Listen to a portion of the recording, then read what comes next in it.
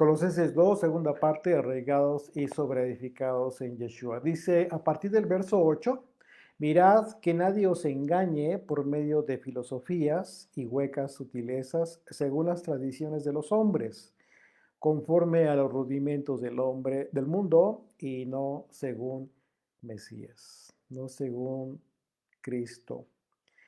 Está aquí Pablo advirtiendo para establecer una diferencia, un discernimiento en la comprensión de lo que podemos nosotros o deberíamos nosotros recibir en, en comprensión y enseñanza acerca de las escrituras, de la enseñanza de Jesucristo.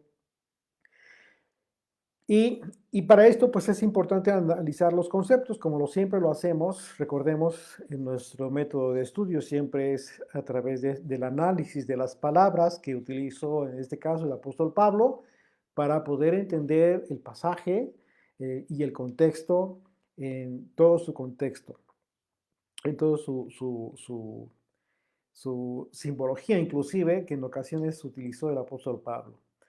Todo siempre en correlación a la enseñanza que él mismo recibió, como él mismo lo confirmó, de parte del Mesías, de parte de Yeshua, una enseñanza que confirma toda lo que nosotros vemos, leemos a partir de Moisés y los profetas. Así es que, brevemente, la palabra filosofía aquí es importante porque la palabra filosofía inicialmente, bueno, esta es una palabra compuesta por dos. La palabra griega philos, que se traduce como la acción de amar, y la palabra sophos, que significa sabio, se traduce como sabio. Son dos palabras. Entonces, esta palabra, la palabra filosofía, la podemos traducir como amor por la filosofía. Perdón, por la sabiduría, un amor por la sabiduría, ¿de acuerdo? Así de que es importante que nosotros desde aquí mismo comencemos a comprender por qué razón Pablo nos está advirtiendo que de este posible engaño que pudieran sufrir los creyentes eh, y como medio, pues la filosofía, las filosofías. Y entonces, en origen, la palabra filosofía se puede traducir de esta manera. Ahí podemos hacer una anotación como amor por la sabiduría. Solo que aquí tenemos que entender claramente que no es una sabiduría divina. Pablo, por esa razón, establece esta diferencia. A través de la historia, el hombre, ustedes lo saben, ha buscado las razones de la existencia y en el ámbito de la fe, este amor por la sabiduría por lo que el hombre ha tenido siempre, pues ha buscado atesorar eh, este conocimiento a grado de que le ha llevado muchas veces a ir en contra de la sabiduría divina. Y lo peligroso es que esto es muy sutil, tan sutil que no se dan cuenta las personas. De repente, no solamente ya lo adquieren, sino lo comparten, lo enseñan. Son víctimas, han sido personas que han sido víctimas también de esta sutileza, de este engaño. Y una de las características de quienes son afines a la filosofía por el amor a la sabiduría del hombre es que la mayoría de ellos niegan la existencia de Dios. Cuando hablamos de personas que de entrada, de antemano, pues no creen en, en Dios ni en Jesucristo, eh, pues ellos niegan todo lo que tiene que ver con el Señor, el Creador de los cielos y la tierra. Y en su lugar ellos tratan de explicar lo que hay en el universo, pero en términos de sus propios razonamientos, ¿sí? Lo que, por supuesto, es imposible. Eso incluso hasta hoy ha sido imposible, simplemente porque el hombre carece del conocimiento total de las cosas. Y a partir de ese desconocimiento, todo lo que pretenden razonar, pues es una mera especulación. Primera de Corintios 2, verso 9. A partir del verso 9 dijo Pablo, antes bien, como está escrito, cosas que ojo no vio, ni oído oyó, ni han subido en corazón de hombre, son las que Dios ha preparado para los que le aman. Es decir, una vez más estamos confirmando de lo que aquí en esta carta a los Colosenses Pablo ha definido como el misterio, un misterio que ha sido reservado por Dios para los que le aman. Dice el verso 10, pero Dios nos las reveló a nosotros por el Espíritu. Es decir, nos la ha dado a conocer, ha hecho que podamos comprender todas estas cosas, pero a través del Espíritu. ¿Y esto qué significa? Pues de una forma sobrenatural, no a través del razonamiento natural del hombre. Por el Espíritu, dice, porque el Espíritu todo lo escudriña aún lo profundo de Dios. Entonces, de acuerdo a este pasaje que acabamos de leer de Corintios, ni la ciencia creada por el hombre ni sus razonamientos jamás van a poder describir o descubrir la verdad absoluta o definitiva. Por ejemplo, en otro contexto, fíjate qué interesante, en otro contexto, el diccionario Strong define a la palabra filosofía que el apóstol Pablo está usando en este pasaje y como es una palabra griega, tal cual, filosofía, tal cual. Pero que de acuerdo a este diccionario, el Strong, se traduce como sofisma judío, literal. Ustedes pueden checarlo, por eso estoy hablando del diccionario Strong, para que usted, como fuente de información, para que ustedes mismos lo puedan confirmar, constatar, y se da cuenta que lo define como un sofisma judío. Ahora, ¿qué es un sofisma? Bueno, de acuerdo al diccionario de la Real Academia Española, es una razón, es un razonamiento o un argumento falso con apariencia de verdad. Esto es súper interesante, muy interesante. Si consideramos que entonces por esa razón el apóstol Pablo nos está advirtiendo, dice que nadie los engañe. Porque en otros pasajes de sus cartas él mismo confirma que sus hermanos del pueblo judío no conocían a Dios y que decían tener celo de Dios, pero no conforme a ciencia, no conforme a la revelación divina que nos da el poder conocer a Dios a través del Espíritu Santo. La filosofía seduce la mente porque apela al orgullo del hombre. Una vez más, consideren esto. Bajo estos conceptos podemos comprender que la filosofía busca seducir la mente del hombre porque apela a su orgullo. Así es de que estas palabras del apóstol Pablo tienen sentido porque desde aquel entonces y hasta hoy podemos confirmar estas palabras de Pablo respecto a la enseñanza judía, que en realidad pues es muy sutil. Yo creo que muchos lo hemos comprobado. Es una enseñanza muy sutil. Mucha gente dice, son cosas muy bonitas, ¿no? Muchas cosas que han aprendido. Ahí está la sutileza.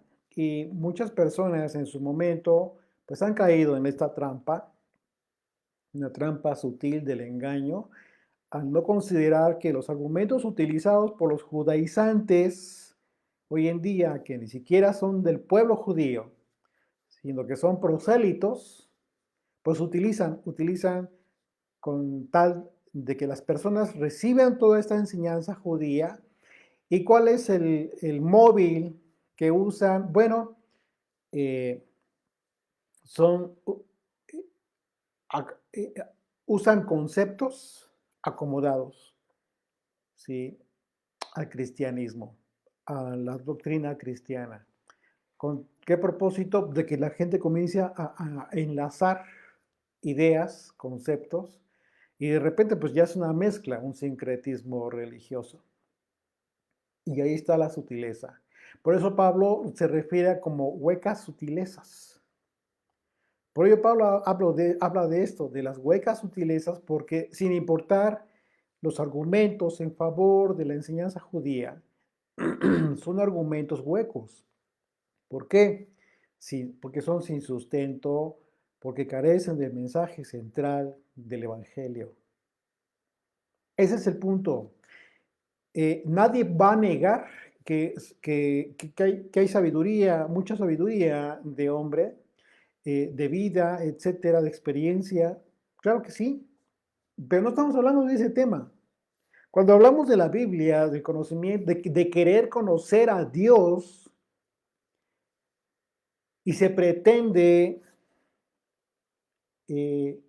llegar a ese objetivo, pero a través del conocimiento que te proveen los rabinos y todas estas fuentes religiosas en donde te enseñan un montón de tradiciones creadas por los hombres. La mente de las personas de inmediato comienzan a enfocar que esa es la forma de conocer a Dios y de agradar a Dios. Y ese es el error. Ahí está ahí está la sutileza, la hueca sutileza, porque no tiene sustento, no tiene argumento bíblico. Y, y van aumentando, van ascendiendo en ese tipo de conocimiento, pero se van alejando cada vez más, lamentablemente, de la doctrina pura del Mesías. Y enseguida Pablo nos dice que estas filosofías son huecas sutilezas que tienen su origen en las tradiciones de los hombres. El profeta Isaías habló de esto, que a Dios siempre le ha desagradado que hace su pueblo, porque dejando el mandamiento certero de Dios, la palabra escrita, su pueblo siempre prefirió seguir sus propias tradiciones como una forma de vida y como mandamiento, bajo los cuales el pueblo judío siempre fue enseñado a vivir por los líderes religiosos.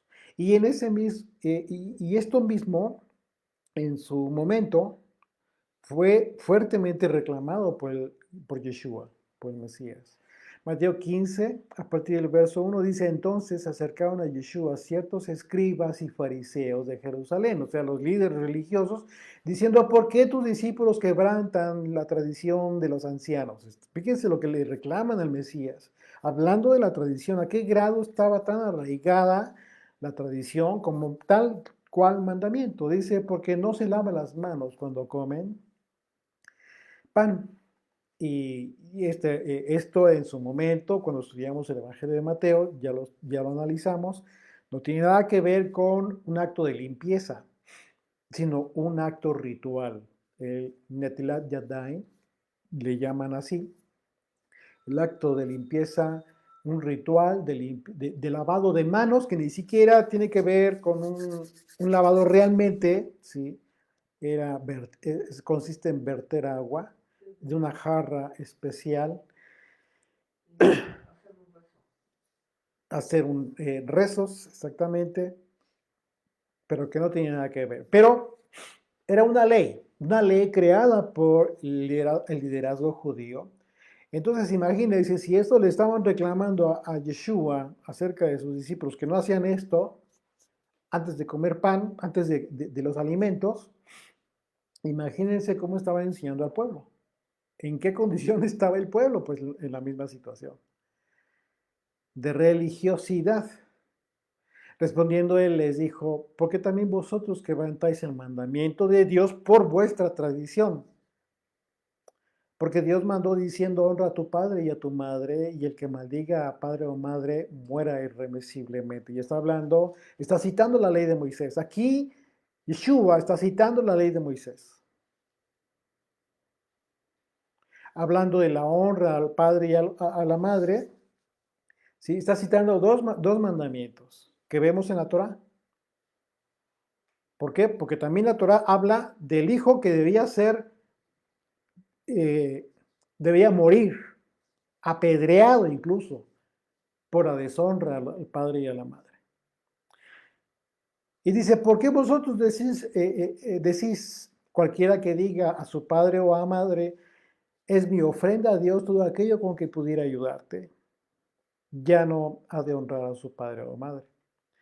Así habéis invalidado el mandamiento de Dios por vuestra tradición. Hipócritas. Bien profetizó de vosotros Isaías cuando dijo, este pueblo de labios me honra, mas su corazón está lejos de mí. Pues en vano me honran, enseñando como doctrinas mandamientos de hombres. Entonces, Pablo está hablando una vez más de esto precisamente, de la advertencia que los colosenses en su tiempo y hoy en día todo aquel que está leyendo a Pablo debe entender acerca de las tradiciones de los hombres. Y hoy en día no solamente deberíamos hablar del pueblo judío, sino de cualquier religión. No hablar solamente de la religión judía, sino de cualquier religión, de la religión católica, de la religión protestante, que tiene infinidad de derivaciones, pero a final de cuentas religiones creadas por los hombres, plagadas de dogmas religiosos y que les han enseñado a las personas que tienen que creer de cierta forma y rezar de cierta forma y llevar a cabo ciertas cosas porque de otra manera no entrarán en el reino de los cielos. Mentira. Todo eso es una mentira. ¿Por qué? Porque no todo lo han creado los hombres. Todos han sido consecuencia de estas filosofías y huecas sutilezas, de sofismas que aparentan ser una verdad, pero que realmente son falsos, son argumentos falsos. Y la gente lo ha aprendido. Y no solo lo ha aprendido, sino lo tiene muy arraigado, de tal manera que es muy difícil. Es como cuando tú quieres arrancar una planta desde raíz, una mala hierba, pues es difícil, no es tan fácil. Sí es difícil y eso lo reconocemos. Sin embargo, también es importante reconocer que cuando Dios ya preparó a la persona, lo único que está esperando es recibir la semilla para que el Espíritu de Dios haga su obra a su tiempo. Así es de que esto que está hablando, de lo que está hablando el apóstol Pablo también implica el tema de los rudimentos, que es una palabra usada en este pasaje y que en el griego es la palabra stoicheion y que se traduce como andar ordenadamente conforme a lo establecido. Solamente que aquí, cuando Pablo habla de los rudimentos, dice claramente, está refiriéndose a los rudimentos del mundo, es decir, a lo que ha establecido ordenadamente, que ha sido eh, ordenado conforme al hombre. ¿Sí? Porque la palabra, la traducción es andar ordenadamente conforme a lo establecido, y en este caso diríamos por el hombre. De manera que Pablo está estableciendo aquí este contraste entre las filosofías, las tradiciones y los rudimentos, estos tres aspectos creados por el hombre frente a la doctrina del Mesías. Y en este sentido, el apóstol Pablo se refiere a los rudimentos del mundo como todo aquel conocimiento que recibió toda persona en su momento, antes de venir Yeshua, ¿sí? Y que quería conocer a Dios, pero bajo un cúmulo de enseñanzas que fueron plagadas de tradiciones y argumentos falsos en muchas de las ocasiones. pero que a partir de la venida de Yeshua, todo aquel conocimiento de Dios, todo aquel conocimiento que se tenía en cierta forma de Dios, murió. Es decir, la forma de concebir a Dios, todo aquello murió, ¿sí? Junto con el viejo hombre. De todo aquello que ha vuelto a nacer, ¿sí?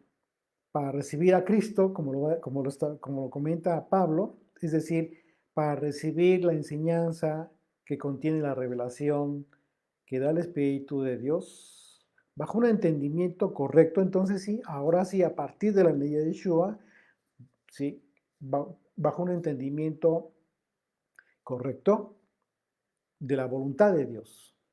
Es decir, ya no bajo las tradiciones ni rudimentos que fueron enseñados, ya no de esta forma establecida por los hombres para decirle a las personas, al creyente, tienes que creer de esta y de esta manera. No, porque a partir de Yeshua,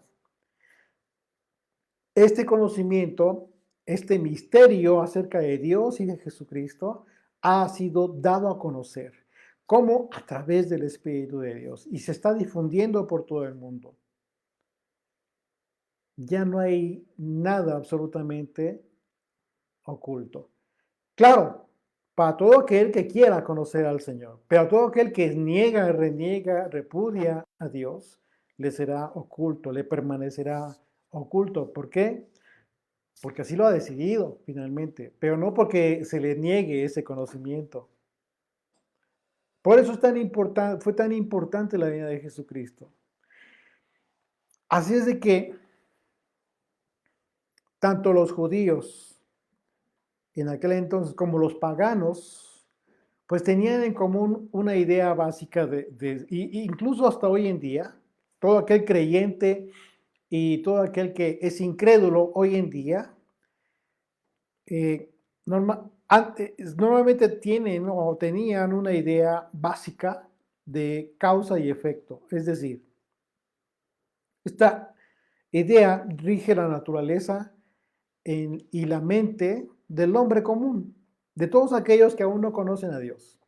Y en ese sentido, las personas viven bajo la idea de que forzosamente deben recibir lo que merecen.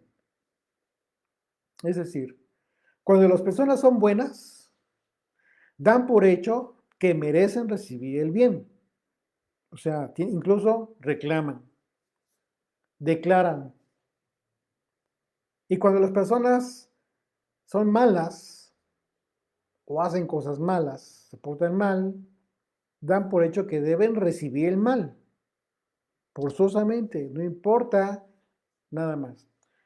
Pero aquí Pablo está advirtiendo a los colosenses les está advirtiendo que no se sometan, que no se sometieran a esos pensamientos, ese tipo de pensamiento. ¿Por qué? Bueno, porque automáticamente están eliminando en sus mentes el efecto milagroso de la gracia de Dios. ¿Por qué? Pues porque por gracia somos salvos, no por nuestros méritos. Entonces, pensar de esa manera no es correcto. Sí, podemos pensar en un momento dado que pues la persona que hace males va a tener una consecuencia. Eso lo sabemos. La persona que todo el tiempo hace el bien también va a tener una recompensa. Y eso lo esperamos. Pero, por ejemplo, hablando de todas aquellas personas que hacen mal, la propia escritura nos enseña que incluso para ellos sale el sol y hay lluvia. Todo esto tiene que ver precisamente con la gracia de Dios y ser conscientes de que no realmente no recibimos lo que verdaderamente merecemos. Y eso es causa de gratitud.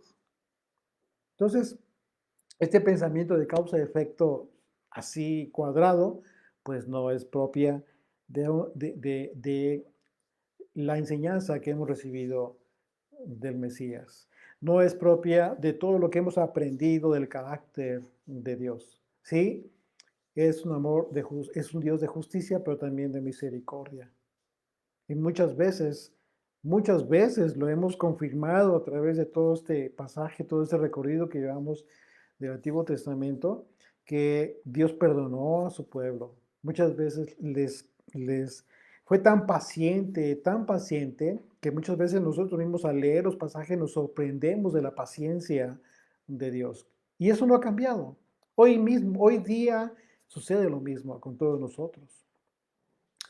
Continuamos ahí en Colosenses 2, regresamos y dice el verso 9, porque en él habita corporalmente toda la plenitud de la deidad, toda la pleroma de la deidad, toda la palabra deidad que usó en este caso el apóstol Pablo, en el griego, es la palabra Zeotes. De Zeotes, de letreo es D-S-E-O-T-E-S. Y se traduce como divinidad suprema. Bueno, con esto, pues al afirmar que en Yeshua habita corporalmente toda la plenitud de la deidad, significa que no existe la más mínima posibilidad de que pueda existir algo más que podamos considerar divino fuera de Yeshua, y esto Yeshua mismo lo declaró después de haber resucitado. Este versículo en ocasiones, el que acabamos de leer, el versículo 9, en ocasiones ha sido mal interpretado y hay que tener mucho cuidado, porque ha dado lugar a la idea errada de que Yeshua es Dios el Padre. Sin embargo, bueno, solamente hay que atender a la propia escritura. Para comprender en el contexto correcto esta expresión del apóstol Pablo, es necesario que no olvidemos lo que la propia escritura refiere de este tema. Dice Juan 3, y hay muchísimos pasajes, solo vamos a citar algunos. Juan capítulo 3, verso 35 dice, el Padre ama al Hijo y todas las cosas ha entregado en su mano. Bueno, ¿por qué citamos este pasaje? Precisamente para entender Colosenses 2:9, vuélvelo a leer. Porque en él habita corporalmente toda la plenitud de la deidad. Exactamente, exactamente, corporalmente en él toda la plenitud de la deidad. Entonces aquí el punto es que nosotros entendamos que el Padre ha dado al Hijo toda la autoridad. Dice una vez más, Juan 3:35, el Padre ama al Hijo y todas las cosas ha entregado en su mano. Entonces, ha sido el Padre Celestial quien ha dado a Yeshua la plenitud de la deidad.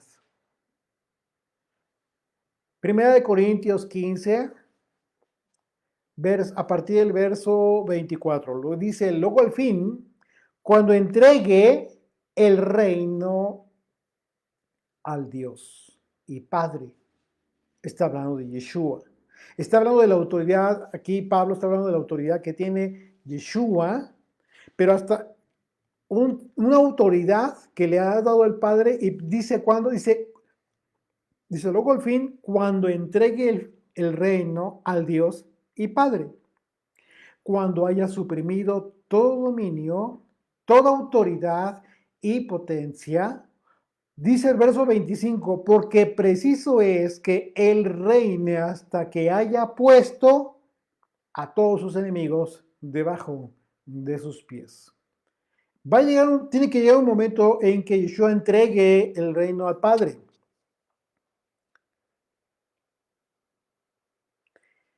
Así es de que Yeshua habita corporalmente, en él habita corporalmente toda la deidad, porque en él habita toda la autoridad que le ha sido dada por el Padre para cumplir todo el propósito que tiene su nombre, para cumplir todo el propósito que tiene su autoridad, que es sobre todo nombre.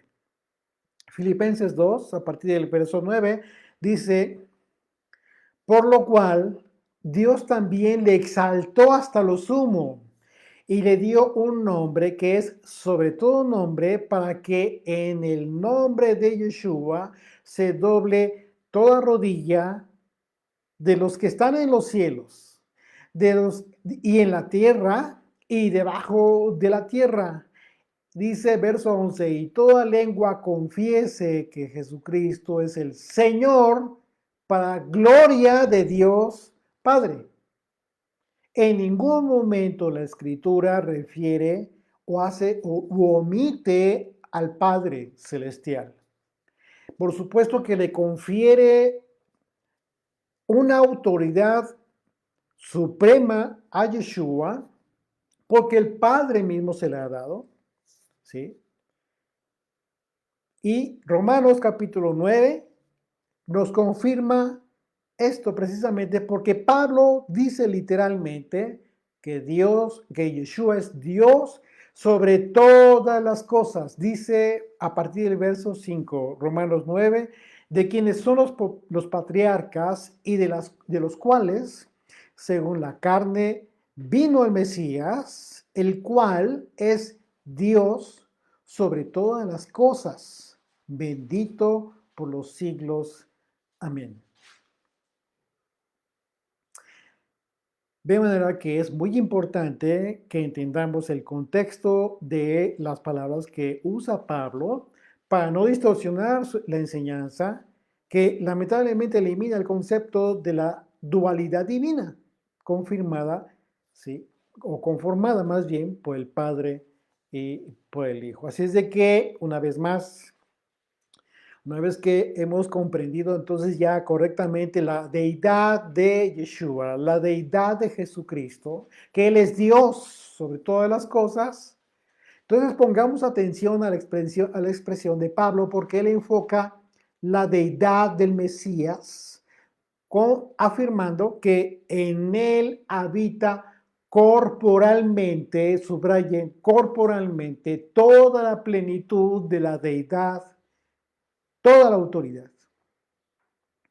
Entonces, mucho cuidado con esta enseñanza que lamentablemente expresa que omite al Padre Celestial.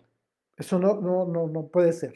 Simple y sencillamente, toda la escritura está plagada, incluso Apocalipsis, ¿sí? Confirma que Yeshua está a la diestra del Padre Celestial. Entonces, esto es relevante si consideramos que en el tiempo del apóstol Pablo, fíjate bien, se propagaron muchas enseñanzas muy erradas, ya lo hemos visto, ¿sí? Acerca de los gnósticos, etcétera. Sí, y precisamente otra falsa enseñanza que se estuvo difundiendo en aquel tiempo y que hasta nuestros días prevalece, tiene que ver con el docetismo. El docetismo. ¿Sí? Esta enseñanza proclamaba que Yeshua no tuvo un cuerpo real, humano, real, y que solo aparentó tener uno. Esa doctrina apareció en los primeros siglos después de Yeshua y trata sobre que algunos consideraron la verdadera naturaleza de Jesucristo, según esto, su existencia histórica y corporal, y sobre todo su forma humana. Afirman ellos que era una simple apariencia, sin ninguna naturaleza carnal, y en general se toma como la creencia de que los sufrimientos y la humanidad de Jesucristo fueron aparentes y no fueron reales, y que su forma humana fue una mera ilusión. Imagínate a qué grado de perversión se comenzó a generar todo este tipo de enseñanza. Por esa razón Pablo, perdón, por eso resulta muy importante, ¿sí? Y Pablo, entender por qué Pablo estaba muy preocupado y todo el tiempo insistía en sus cartas en este tema, de que, de que tuvieran mucho cuidado el creyente acerca de las falsas doctrinas. Y por eso resulta importante, relevante esta afirmación que hizo Pablo acerca de la deidad que habita corporalmente en Yeshua. Así lo expresó tal cual, por esa razón. ¿Sí? Como el apóstol Juan advirtió también de parte de quien en realidad provenían estas enseñanzas. Dice Juan, primera de Juan 4, a partir del verso 1, dice, amados, no creáis a todo espíritu. Fíjate bien cómo lo dice, ¿por qué? ¿Por qué se refiere al espíritu? Dice, sino probad los espíritus. ¿Por qué se expresa de esta manera Juan, el apóstol Juan claramente entendió que las personas eran portadoras de esta enseñanza, ¿sí? Pero que en realidad quien hablaba a través de ellas era el espíritu del anticristo. Dice una vez más, amados, no creáis a todo espíritu, sino probad los espíritus si son de Dios, porque muchos falsos profetas han salido por el mundo. En esto conoced el Espíritu de Dios. Todo espíritu que confiesa que Yeshua el Mesías ha venido en carne es de Dios. Así es de que lo mismo sucede hoy en día. Y estas doctrinas perversas pues, subsisten hasta nuestros días. Y subsisten precisamente en muchas personas que abrazan la filosofía hoy en día. Han introducido en el estudio de la filosofía, en corrientes filosóficas y andan bien mal esas personas en su propia vida. Es un desastre. Pero bueno, hay una carrera, ¿no? Filosofía y letras por ahí, creo. Una licenciatura, creo. Pero bueno, es importante el conocimiento que ha adquirido el hombre, por supuesto que es importante, la sabiduría, pero cuando raya en aspectos que ya son irreales, en donde ya no hay ya no hay razonamientos lógicos, entonces, pues bueno, todo ese amor por el conocimiento del hombre, pues se pervierte.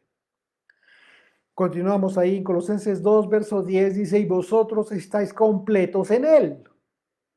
Primeramente exalta y aclara, confirma esta deidad de Jesucristo corporalmente, y luego le dice a los colosenses, y vosotros, ustedes están completos en él, que es la cabeza de todo principado y potestad. Aquí la palabra completos, pues también es importante. En el griego es la palabra pleró, que tiene que ver con la palabra pleroma, y se traduce como proveer, satisfacer, terminado, perfecto, completo. Esta es una razón muy importante por la que debemos considerar el hecho de que solo podemos ser perfectos, completos, por causa de Yeshua. Por cuanto que permanecemos en él. Es decir, permanecemos en su doctrina, en su enseñanza, y no andamos de aquí para allá como chapulines brincando porque nos da curiosidad otro tipo de conocimientos. Una vez más, el conocimiento del hombre es interesante, es importante. Todo aquello que amplíe la cultura es bueno, historia, etcétera. Pero cuando todo ese tipo de conocimiento que tú buscas implica supuestamente mejorar tu fe, pero pero fuera de la doctrina del Mesías, entonces estás en grave riesgo. Por esa razón, es importante que entendamos que podemos ser completos, podemos ser perfectos, podemos completar nuestro conocimiento acerca de nuestra fe, pero sin salirnos de Él, permaneciendo en Él solamente. ¿Y cómo es que deberíamos entender que podemos ser completos, perfectos, llenos en Yeshua? Dice Santiago, capítulo 1, verso 2, a partir del verso 2, dice, hermanos míos, tened por sumo gozo cuando os halléis en diversas pruebas, sabiendo que la prueba da vuestra fe, sabiendo que la prueba de vuestra fe produce paciencia. Mas tenga la paciencia su obra completa, para que seáis perfectos y cabales, sin que os falte cosa alguna. La propia Escritura nos enseña que la única manera en que podemos ser completos, llenos, satisfechos en Yeshua es a través de la sabiduría que viene de arriba, que es precisamente la doctrina de Yeshua, la doctrina pura de Yeshua. Y créeme, es tan vasta, es tan impresionante, que la propia enseñanza, aunque son 4 evangelios, aunque son solamente 4 evangelios, te remite a toda la escritura, a Moisés y los profetas. Es impresionante. Entonces, es tan vasta el conocimiento, la enseñanza que podemos recibir a través de la doctrina de Yeshua, que no necesitamos más. Segunda de Juan, capítulo 1, a partir del verso 7, dice, porque muchos engañadores han salido por el mundo, que no confiesan que Jesucristo ha venido en carne. No solamente Pablo advirtió acerca de estas falsas doctrinas, sino Juan estaba muy preocupado también por esta razón. Y está confirmando la existencia de todas estas doctrinas herejes que estaban difundiendo, todo este tipo de conocimientos errados, producto, por supuesto, del espíritu del anticristo. Porque muchos engañadores han salido por el mundo que no confiesan que Jesucristo vino en carne. Quien esto hace es el engañador y el anticristo. Mirad por vosotros mismos para que no perdáis el fruto de vuestro trabajo, sino que recibáis galardón completo. Cualquiera que se extravía y no persevera en la doctrina del Mesías, no tiene a Dios. El que persevera en la doctrina del Mesías, ese sí tiene al Padre y al Hijo. ¿Tú qué piensas de esto?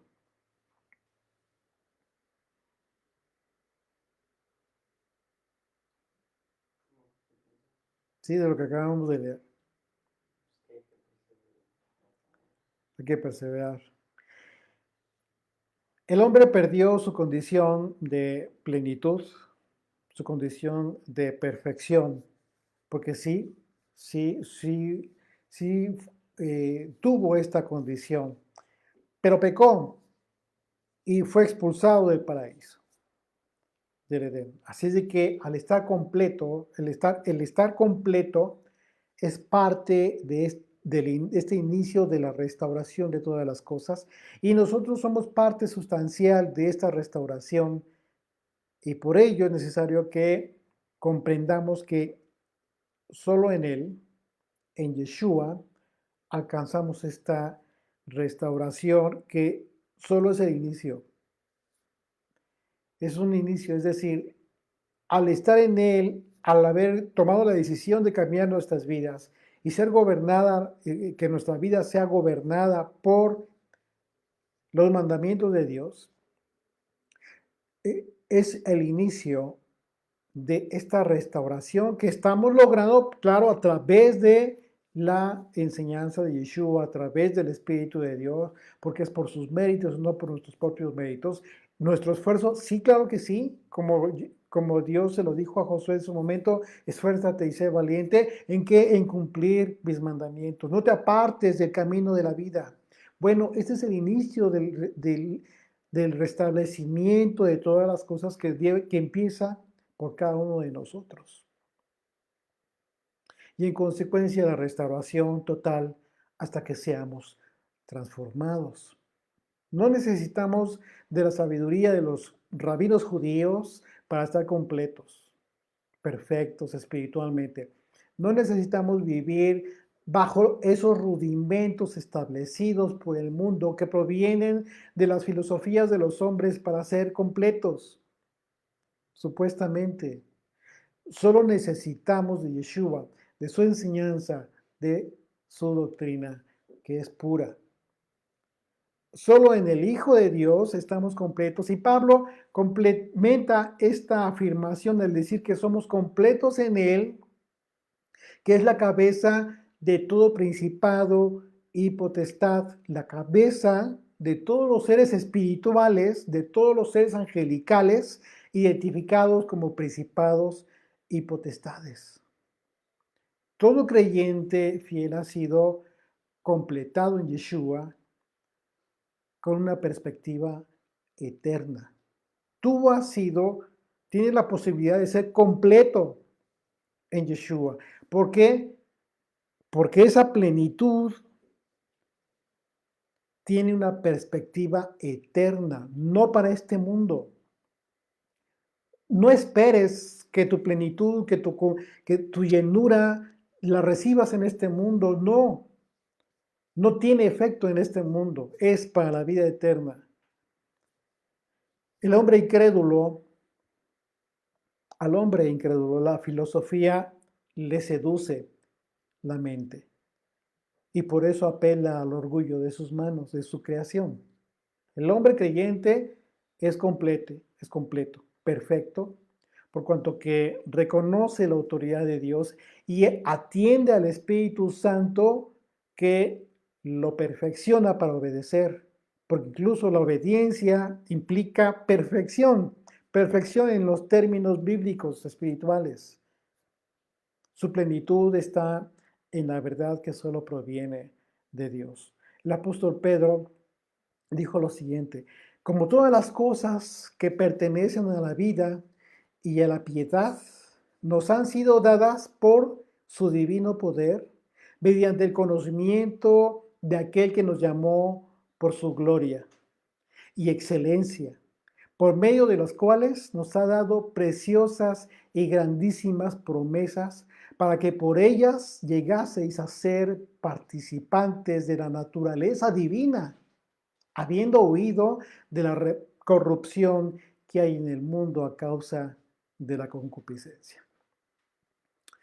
Hasta aquí lo dejamos este estudio. Vamos a continuar en nuestra próxima sesión. Señor bendito, gracias Padre Santo por este tiempo que nos has dado para deleitarnos en tu palabra, para reflexionar acerca de estas advertencias que nos hace el apóstol Pablo, tu siervo, preocupado por todos nosotros en aquel tiempo, por los colosenses, por aquella comunidad que te amó, Señor.